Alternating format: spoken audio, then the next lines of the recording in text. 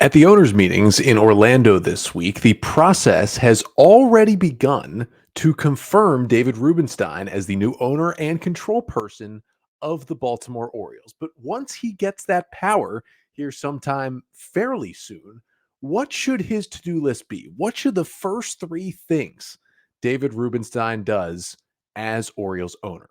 We'll get to that coming up on this episode of the Locked On Orioles podcast. You are Locked On Orioles, your daily Baltimore Orioles podcast. Part of the Locked On Podcast Network, your team every day.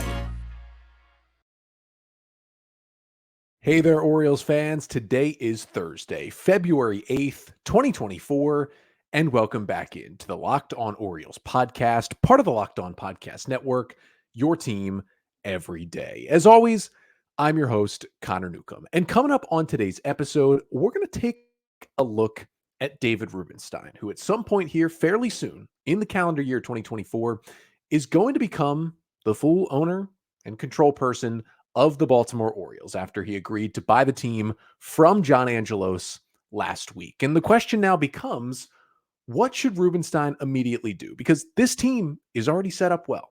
They already won 101 games last year. They just brought in Corbin Burnes. They're trying to win a World Series in 2024. But there are still things that need to be changed, need to be fixed, frankly, from the Angelos era. I'll talk about what three things Rubenstein should do first, coming up on this episode of the Locked On Orioles podcast, which is brought to you by Gametime. Download the Gametime app, create an account, and use code LOCKEDON for $20 off your first purchase. So the to-do list for David Rubenstein, newest owner of the Orioles, worth about $4 billion, maybe even $5 billion, according to some estimates. Big-time patriotic philanthropist. He is going to start, once this is approved by the owners, by owning 40% of the Baltimore Orioles with the option to essentially purchase the rest. And basically how this deal is going to work is that once Peter Angelos passes away, and he's 94 years old and has not been in good health at all, basically in failing health for the last 6+ years, Rubenstein could purchase all of the Orioles. But the important thing to know is even with the 40% that Rubenstein will initially get, he will be considered the control person of the Orioles, which means he will be the decision maker. De facto, he will be the owner of the O's. That's not official yet, but the process began on Wednesday in Orlando. The MLB owners are meeting down in Florida this week. And although it's a longer process and they're not going to confirm Rubenstein this week, sources have told the Baltimore Sun, there was a great story in the Sun on Wednesday, that the owners have already discussed David Rubenstein and they have begun the vetting process on the owner. And in that story in the Sun, it was talked about that, hey, all of these owners already know David Rubenstein. They know who he is. He's been such a public billionaire with the work that he does that it's going to take a lot less time to vet him as an owner. And the Sun story talked about how it could take as little as like 6 weeks, and he could be officially the control person before opening day, which would be an incredibly quick timeline, but it is a possibility. So once that does happen, what should Rubenstein do? I've got three things for his wish list, or my wish list, really his to-do list on today's episode. And let's start with number one. That is the big one. Open up the checkbook. Now, this is something we know John Angelos just did not do as Orioles control person. But it's not exactly an Angelos thing. When Peter Angelos bought the team back in 1993 out of bankruptcy court, paid a record then for a professional sports franchise in the U.S., $173 million for the Orioles. Yeah, I think he got a pretty good return on investment considering they're selling for a $1.75 billion valuation. He had high payrolls, and the Orioles actually in 1998 had the highest opening day payroll in baseball. That was coming off that great 1997 season. In the 90s, they were in the top 10 every year. And even in the Buck Showalter, Dan Duquette eras, the Orioles did get up to 10th in payroll and were always generally in the top half of baseball. So they have even spent money. But once John Angelos kind of took over in 2017, 2018, and then was named the true control person in 2020, there was no money being spent at all. And the Orioles, even with what they did last year, 101 games, AL East champions, best record in the American League, they are still only projected to have the 27th highest payroll in baseball heading into 2024. And that's even with Corbin Burnes adding him, who's going to make about $16 million this season. So you add a $16 million player, and it only jumps you from 28th to 27th. That is concerning for how low their payroll is right now. It is projected at $96 million, not even crossing the $100 million threshold for 2024. Now, me telling David Rubenstein to open up the checkbook does not mean that the Orioles have to go out. It's not going to be done in time for this offseason, but next offseason, for example, and dish out the big money to every single free agent and build the team like that. Mike Elias has done a great job building the team the cheap way. He got to 101 wins. But nobody wins with a payroll this low. If you go back basically over the last decade of World Series winners, right, in the modern era of baseball, your lowest payrolls were the Royals in 2015 and the Astros in 2017. The Royals were 17th in opening day payroll in 2015, and the Astros were 18th in 2017. Those two teams won the World Series. Those are by far the lowest payrolls that have won the World Series in the last 2 decades, essentially. It is generally the high payroll teams. And basically, you can lock it in at this point that a team in the top 10 of opening day payroll will win the World Series. That is just how the game is played and how things operate at this point. And even when you look at those Royals and Astros teams, you could say, oh, the O's can do that. Well, the Orioles aren't 17th and 18th. They're 27th. And the other thing here is those teams were kind of like the O's in that they had crazy good young talent on that team. A lot of cost controlled, a lot of pre-arbitration talent. The Royals did not add around it, and they fell apart fairly quickly. The Astros started to spend that money, did add around it, and oh, look at that. Multiple World Series championships, 6 consecutive ALCS appearances. Those are the 2 different paths the Orioles could go from here if you're just going to compare them to the Royals and the Astros, the lower payroll World Series champions. So still, they need to go that Astros way of now starting to spend to get back into it. Just look at the last 6 World Series champions since the Astros won in 2017 and then started to spend. Red Sox in 2018, top payroll in baseball on opening day. Nats in 2019 were 7th. Dodgers in 2020 had the highest payroll in baseball. Braves in 2021 were 10th. They were still in the top 10. That was because they had extended all of those players to those cheap extensions at that point. That was the only reason why they were 10th. Astros, when they won again in 2022, were up to 8th. And then the Rangers, the winners last year, had the 4th highest payroll in baseball. I'm not saying it is a one-to-one exact correlation and causation here, but you need to be spending some money to keep the team together. And I understand the Orioles could definitely win the 2024 World Series, and they could do it with the 27th payroll in baseball. It'd essentially be a record for Major League Baseball for a team with that low of a payroll to win the World Series. But to sustain that success, you have to do what the Astros did. They started with a low payroll, and they start to tick it up and up and up and up. And the Corbin Burnes trade is a great sign in that direction. But I need David Rubenstein to be willing to just tick it up and up. Again, you don't have to jump it from $96 million this year to $200 million next year. That does not have to happen. But a payroll of $151 million would put the Orioles at 15th in baseball. It would put them in the top half of teams. You add a little bit here, a little bit there. You add $50 million in payroll next offseason. That's not like you're breaking the bank for 1 million players, but you're getting into more of a competitive window. And here's the thing. This is more about David Rubenstein telling Mike Elias the checkbook is open for when you need it.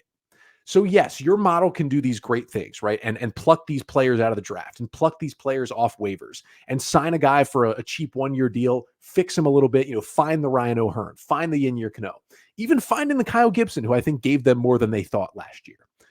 But now you can open up your model to every player out there. Right now, the Orioles have their internal model trying to, equate dollar figures to, player production and how they can change and improve a player.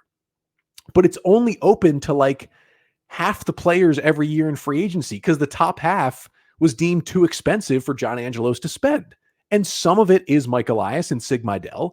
They do come from a spot in the Astros, and a lot of their theories were, hey, we enjoy the challenge here. We enjoy the challenge of the low payroll. We like to get into the nitty gritty and find any little space we can to get an edge and build a team that way.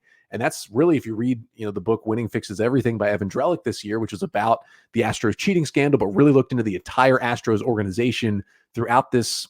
I don't know if it's a dynasty, but it's been pretty close what Houston has been doing. You get some insight into Sig and Mike Elias about how they like to operate in that situation. So it's not 100% an Angelos thing, but just telling Mike Elias, hey, open up your model to every player. And if that model tells you, you know what, we can still build a good team with, bringing up these young players and drafting well and having them cheaper in pre-arbitration. But if that model tells you that, you know what, Adley Rutschman's going to be this good for this long, let's extend him. Gunnar Henderson's going to be this good for this long, let's extend it. And if it tells you, you know what, hey, next offseason, the one player we might need is just another good starting pitcher. Corbin Burns isn't going to come back. He's going to sign elsewhere. We know Zach Wheeler is going to be expensive. But if your model says Zach Wheeler at the top of this rotation makes us the best team in the American League, here is all the money you need to make that signing. And even if that's the only big signing you make next offseason, that takes the team to even another level. And that is where I need Rubenstein to be. It's not David Rubenstein, jumping in on Elias saying, I'm telling you what to do. I'm going to be involved in baseball operations like Peter Angelos was and saying, we're signing this guy, we're signing that guy. No. Just saying, hey, Mike, open up your model to everyone, even the expensive free agents. And if some of those expensive free agents fit your team and can make us this much better, here is that blank check to go get them. And whether it's Zach Wheeler or Corbin Burns or Max Fried or Walker Buehler, who will all be free agents next offseason and would all be perfect fits for big starting pitching contracts for the Orioles, that is where they need to open the money. But even more importantly could be, as I mentioned, extending those young stars, keeping Adley Rutschman around, right? He might be the best example here of an extension. John Mioli had a fantastic piece in the Baltimore Banner earlier this week talking about, okay, the Orioles, they might now have the money and have the owner that wants to give out extensions. Well, who would actually accept them and what would they look like? It was a really good story. And it talked about how Adley might be the top candidate, not just because he's so successful on the field, but because he's becoming like the aura about him, like the leader of this Orioles team. And the moment he came up, kind of flipped this rebuild the other direction. But also the fact that catchers don't generally age well. I mean, even you've got a guy like Joe Mauer who just got into the Hall of Fame and a guy like Buster Posey who just retired and is going to be in the Hall of Fame. Yeah, they had high peaks, but they also had shorter careers because catching takes a large toll on your body. And those guys even had to move out to first base at the end of their careers defensively as well, at least for part of those seasons. Adley is not going to be the same player he is now in 10 years at 35. And when he, hits free agency right around 29, 30 years old, he might be a little worried that, hey, is my body already so broken down because of everything I gave to the Orioles that I'm not going to get that big contract in free agency? The fix there is signing him to an extension, maybe buying out, 3 more years on the end of his contract, 3 more years into free agency, offering him, $25, $30 million per year in those 3 years, getting him to sign on for longer. And it's probably something that would work for both sides. Now, I understand that trying to get, Gunnar Henderson or Jackson Holliday to sign a long extension, that's going to be tricky. Their agents are Scott Boras. Boras's clients have never accepted an extension this early. I think he's only had one client accept an extension when they were more than 1 year away from free agency, and only a handful of guys have gotten an extension even in their year before free agency. Like, it generally does not happen. But the Orioles could change that if Gunnar or Jackson likes where they are, and the O's do make a serious competitive offer, similar to what the Royals just gave to Bobby Witt Jr. 11 years, $289 million with an option for 3 more years at the end of that as well. It's got a lot of player options, team options. It's kind of good for both sides. If they could get something done like that with Gunnar Henderson, do it. Or even if it's slightly smaller extensions. If Jordan Westburg becomes a guy, or if Grayson Rodriguez or Kyle Bradish, you want to give them that money, or even the ones that are coming up sooner. John Means, Anthony Santander, free agents after this year. Cedric Mullins, a free agent after next year. Even giving those guys a few more years because you have the money to do it. And the best thing about it is, even if you're not going to go raise the payroll to, $200 million, $250 million right away, that's okay. I don't need Rubenstein to do it. Elias has shown they can operate with this low payroll and be good. But what the money, the influx of cash potentially from David Rubenstein gives you is the ability to miss. Right now, when you are operating with the 27th payroll and these kind of constraints, the Orioles basically did not miss, except for on Jack Flaherty and Michael Givens. And those were fairly inexpensive moves last year. They hit on everything else. The money gives you the ability to miss. If you go sign a starting pitcher for a 3-year, $75 million deal, and he gets hurt and gets Tommy John surgery, that's okay because you know David Rubenstein will step in and give you the money to go get another pitcher. Like, this will be a horrible scenario, but if Corbin Burns went down with a serious injury at some point this season, as long as Rubenstein takes over as control person, you would hope that he would be willing to send some money out there and help the O's go get another ace-type guy at the trade deadline to keep things going at this point. That would be the huge influx of the cash right now.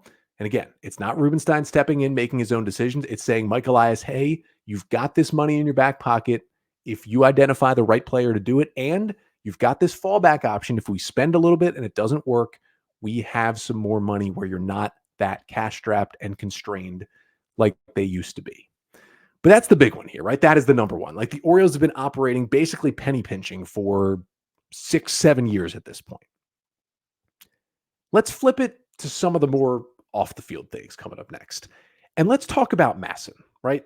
There are some things that MASN does well, and there are some things that they don't. And David Rubenstein, with MASN being involved and included in this sale, could make some changes. Talk about what they could be coming up next. But first, this episode of the Locked On Orioles podcast is brought to you by Gametime. Now, as we get closer and closer to the Major League Baseball season, you start to think about tickets.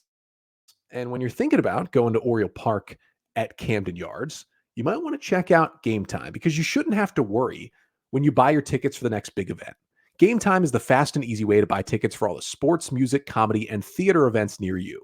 With killer last-minute deals, all-in prices, views from your seat, and their best price guarantee, Gametime takes the guesswork out of buying tickets. I've used Gametime plenty of times, and the best part about it is they've got flash deals at the last second. I have multiple times been standing on Utah Street right outside the stadium, gone on the Gametime app, found a flash deal, gotten a cheap ticket, hit buy the ticket, and it appears right on your phone. You don't have to wait for an email. You don't have to wait for a text. It appears right in the app. I walk right up to the gate, get it scanned, and I am in to watch the Orioles. That's how easy it is at Gametime. So you can take the guesswork out of buying tickets with Gametime. Download the Gametime app, create an account, and use code LOCKEDON for $20 off your first purchase. Terms apply. Again, create an account and redeem code LOCKEDON. That's LOCKEDON for $20 off. Download Gametime today. Last minute tickets, lowest price, guaranteed.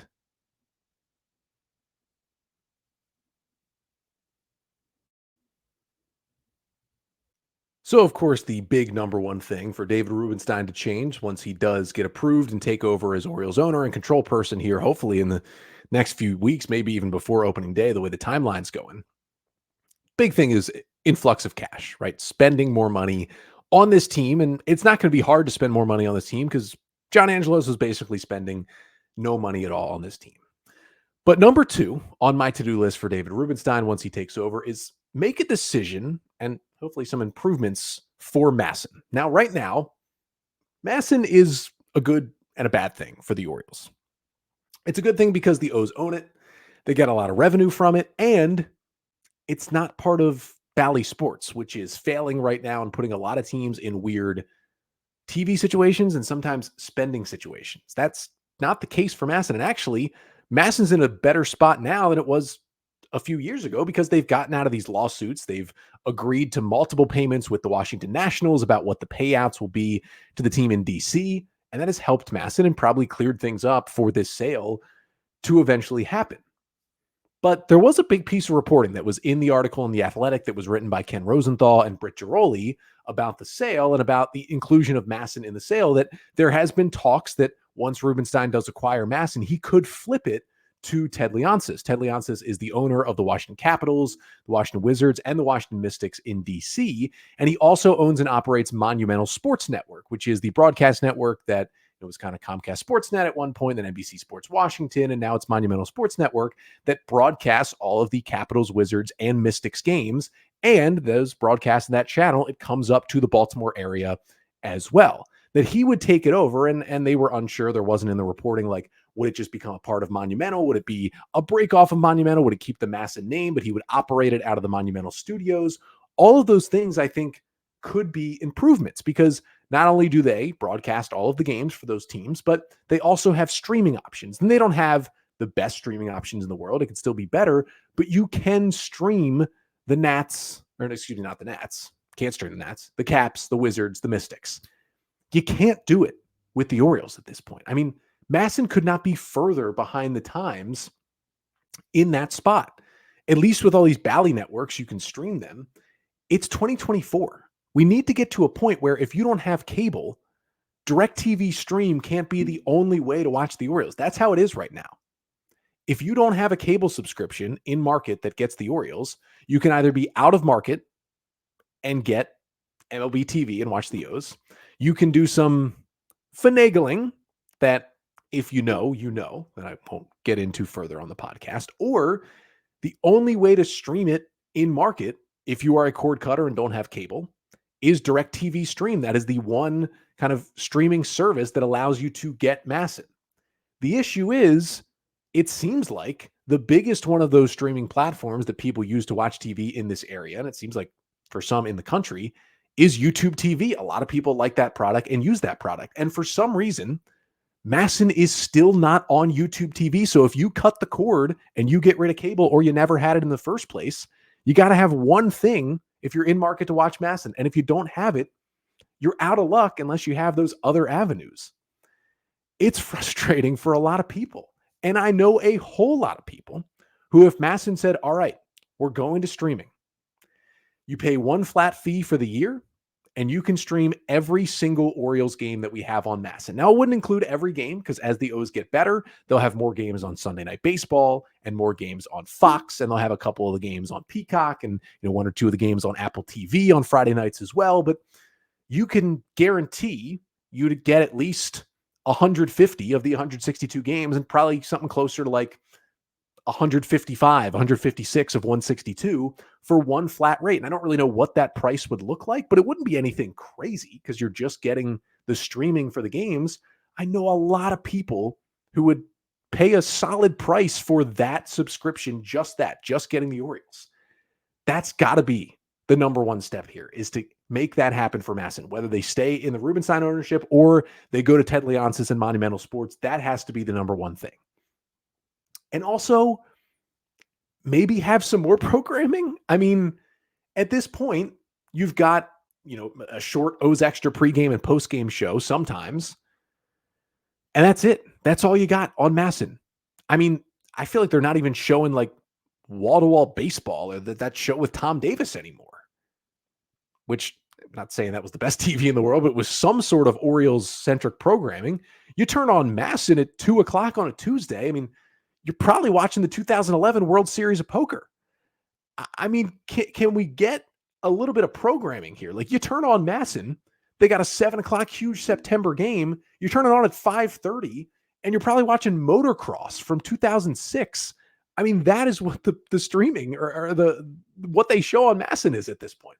Like, let's maybe invest in some other programming, some midday, Baltimore sports talk shows, some Orioles specific shows, using your digital team and, the talent over there to produce more for you and get on air more. And that is the other big thing they could do. Pump some more money into MASN. Their resources are stripped down to the bones. And it's because John Angelos owned them too. And just like he stripped down the resources of the Orioles, he did it to MASN as well. And there are some great people who work for MASN and help put on still a solid product. But if they were given more people and better resources, think of how much more they could do at that network. That needs to be the big thing. And also, wouldn't be a bad idea to keep Kevin Brown and Ben McDonald and Jim Palmer around to be one of the best broadcast TV crews in all of baseball. That certainly wouldn't help, but just a full facelift to MASN and how it works and getting some streaming to the consumer, that's got to be high on the list. If Rubenstein can get that done, maybe by the 2025 season, that would be a huge feather in his cap. But there's one more thing.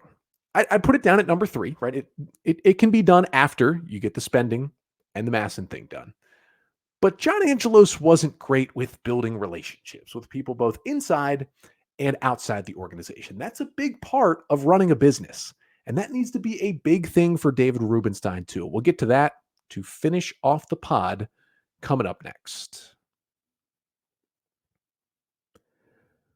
But first, this episode of the Locked On Orioles podcast is also brought to you by FanDuel. Now, I've been talking about it all week, but that's because the Super Bowl is almost here, and it's a happy Super Bowl week to all who celebrate from FanDuel, America's #1 sportsbook. And if you're like me, Super Bowl Sunday is all about scoring the best seat on the couch, grabbing your favorite football snacks, and placing some super bets. I really do like the odd prop bets they always have around the Super Bowl. And FanDuel just has so many ways for you to end the season with a W or maybe 2 or even 3. Not only can you bet on who will win Super Bowl 58 between the Chiefs and the 49ers, but FanDuel also has bets for which player will score a touchdown, how many points will be scored, and so much more. And new customers can join today, and you'll get $200 in bonus bets if your first bet of $5 or more wins. Just visit FanDuel.com/lockedon to sign up. That's FanDuel.com/lockedon. Make every moment more with FanDuel, an official sportsbook partner of the NFL.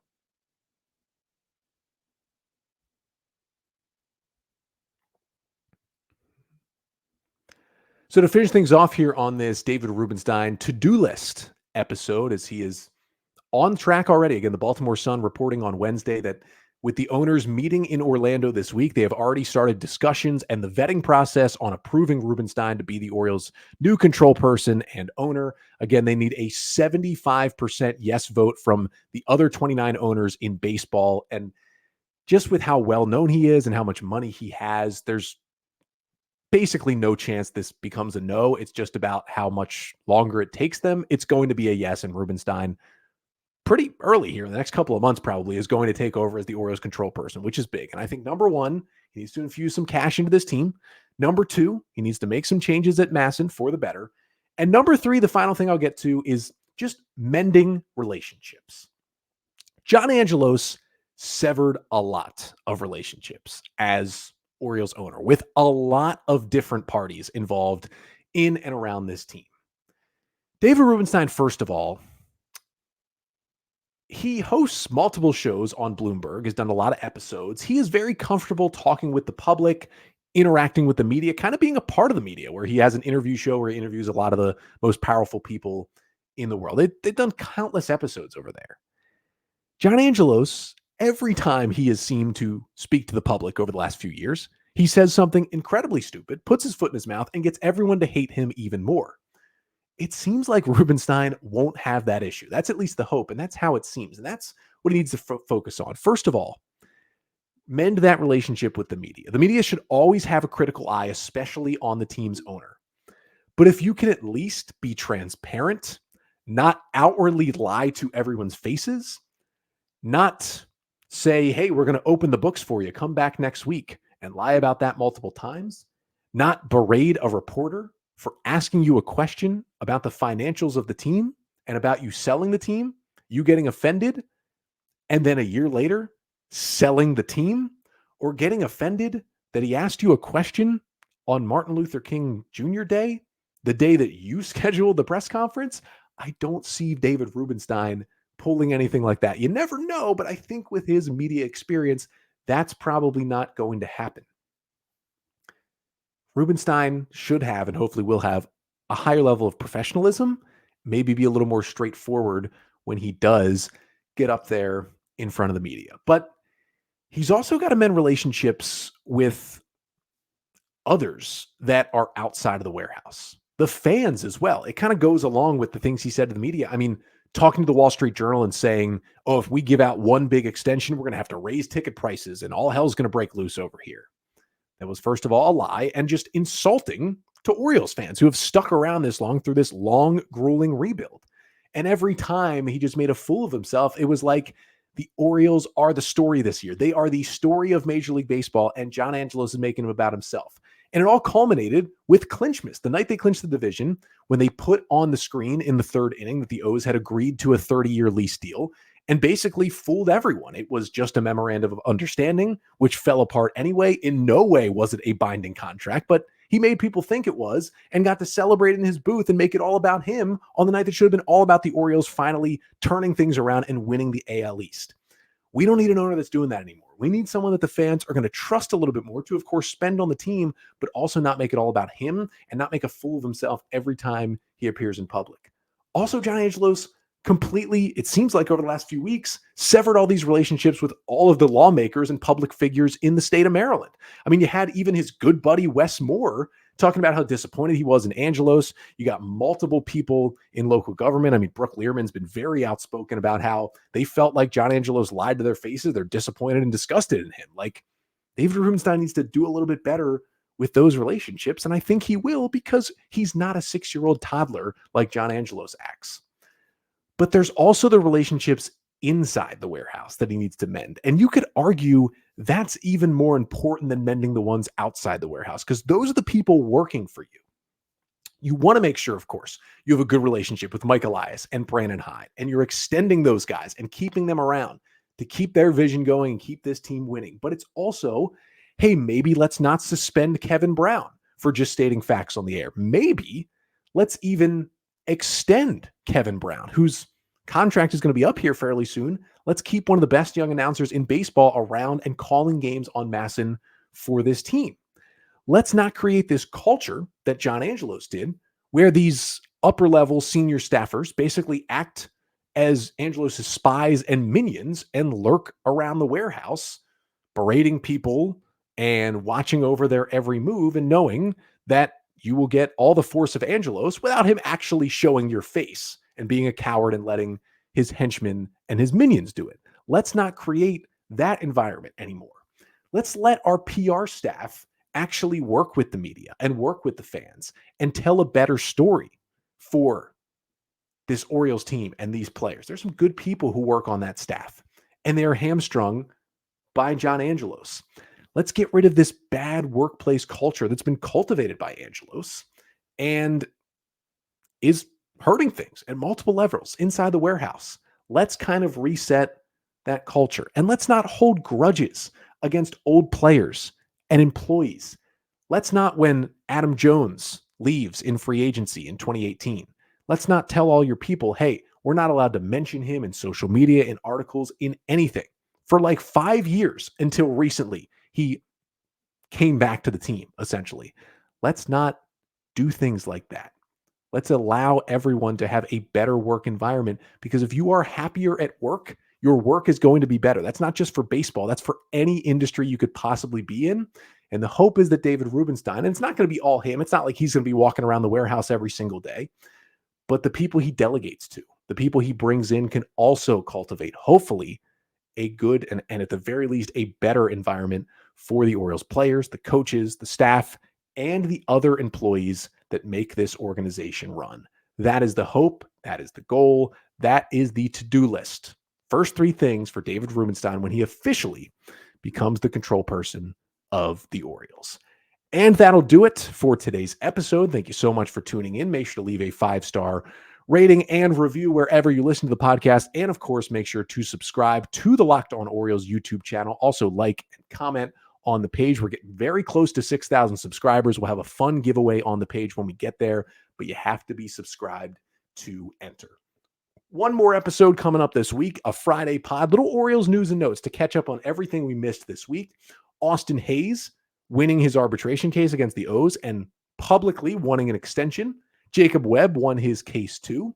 Some sponsorship news about possible naming rights to the Orioles stadium and a new beverage vendor in the stadium as well. And also the Orioles announced all of their new minor league coaching staff for 2024. We'll talk about people that have departed and the new names that will be coaching in the system this season. That's coming up on tomorrow's episode. But until then, I'm Connor Newcomb, and this has been the Locked On Orioles podcast, part of the Locked On Podcast Network. Your team every day.